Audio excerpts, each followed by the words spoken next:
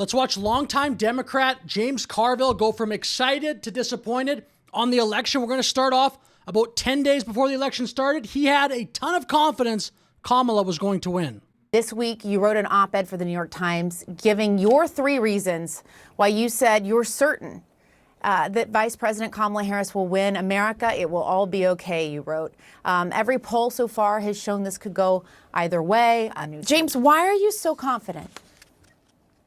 Well, I think I laid it out in the Times piece. We have more money, we have more organization, we got a lot of things. One of the things that I didn't do because of space limitations that we're seeing is we have incredibly more surrogates. We have 2 former presidents, we have every kind of cultural, entertainment, athletic surrogate that you can. Does that even matter, though? Huge news breaking moments ago. If you're a fan of excellence on the court and democracy in general, NBA superstar LeBron James has announced his endorsement for Vice President Kamala Harris, citing the racist comments about Puerto Rico. Joy? I just want to point out that Taylor Swift has 283 million followers. Oh. And 1 million people have already liked that Instagram post.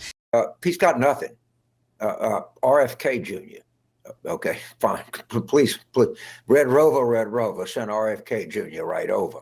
We did just hear that breaking news. RFK Jr. confirmed as health secretary. I want to begin by thanking President Trump for giving me this extraordinary opportunity. And I am, if anything, more bullish on her chances today than I was when I wrote that. And I think over the weekend, we're going to see some polling that's going to show her in a somewhat improved situation.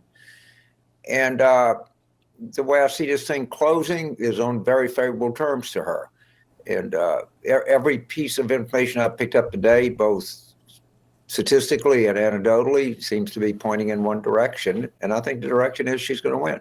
Another way of looking at this is counties. Now, this is all the counties across the U.S. You can see how many there are. And any of these in red have been flipped from Democrat to Republican. It might not look like a lot, but actually that's a really good showing. It's very hard to flip a county. Okay, now we'll move to another clip. This is 8 days before the election. We're joined now by James Carville, legendary Democratic strategist. His new piece in the Times is is where he says why I'm certain Kamala Harris will win. We'll get to that, but welcome, James. 8 days out, that 46% ceiling he's had. He lost in 2018. He lost in 2020. He lost in 2022. The Democrats have won every election that's been held in the last 2 years. Trump is a giant loser. We won. And the sooner people acknowledge that and know that it's true, they stop fearing him. But let me just one little factoid here. You know how many Puerto Rican voters there are in Pennsylvania? 273,000. This is going to cost him votes, and a substantial Puerto Rican vote also in Michigan. Donald Trump, the projected winner, according to NBC News, for Pennsylvania. Michigan now officially projected to go to Trump. And this is a community that is not going to take well to this. I promise you. And there's a ton in Florida, which is going to end up being a lot closer than anybody thinks. But have Steve Kornacki look around. Florida? And I'll tell you this, the bottom line is Florida is now a solidly red state. And one of the biggest storylines is going to be the storyline that happened down here in Miami-Dade County. Likely you've heard about this. This has been, for years, a Democratic stronghold. Tonight, 55% of the vote in Miami-Dade County went to Donald Trump. Have Steve Kornacki look around and see how many Puerto Rican voters there are in swing states. There's a lot. He swept the swing states, the blue states. Got 312 electoral college votes. Ladies and gentlemen, excuse my language. That is an ass whipping. That is what that is. Okay, now we'll go to the election night itself, where James Carville sees some signs that are not great for Kamala. Washington, I think Biden was like 62 in 2020. I'm seeing 57, 58 right now. There are troubling signs out there, but we got a big vote coming out of Philadelphia. Let's just wait a second. Let's see what happens in North Carolina and Georgia. But I would be less than honest if I didn't say the early indications here are not sterling. Okay, now here we are shortly after the election. James Carville had some of the best freakouts of anybody on the election. In all of the Washington-based Democrats farting around, going to wine and cheese parties and talking about how misogynistic they are, get your ass out of Washington and go work on a 2026 campaign and do penance to make up for your goddamn arrogance and stupidity. Well, we're going to say we told you so. We told you this identity was disaster. We told you to get out in front of public safety issues. You didn't. We told you to have an open process and demonstrate the magnificent and staggering and deep talent that exists in the modern Democratic Party. You didn't. We told you to differentiate yourself from Biden. You didn't. I hate to be some know-it-all, but all of these things are part of the record. Okay, so we have two more clips. One is more of a freakout again, and this one's a little bit more nuanced. I'll play the more nuanced one here first. Why did the Democrats lose last week?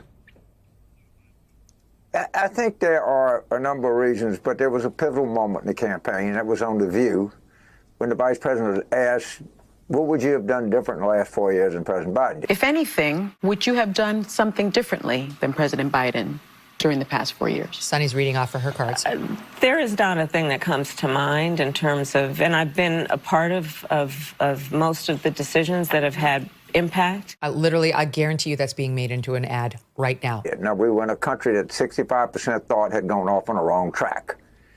And that's the money question. And she said, I can't think of anything. And of course, the Trump people had it up as an ad 6 hours later.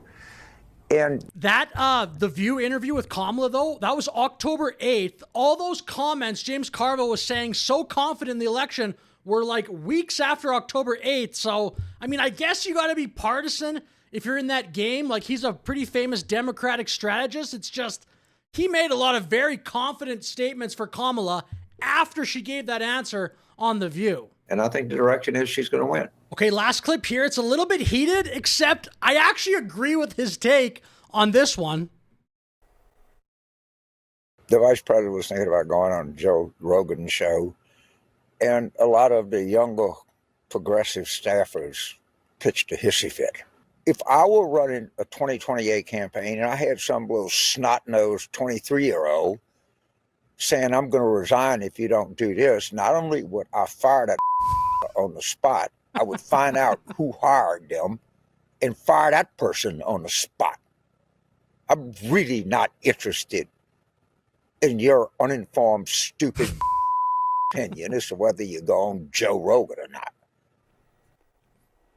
Kari? Sometimes Democrats make a good point. I mean, I would agree with that. If that's true, if there were like progressive staffers in Kamala's campaign against going on Joe Rogan, what a mistake. I don't know exactly if that was confirmed true or not, but I mean, maybe you could let me know in the comments. Maybe it was. I just, either I forget or I don't know. Anyway, with that said, I'll finish the video though. Thank you very much for watching. Like and subscribe. I will see you in the next video.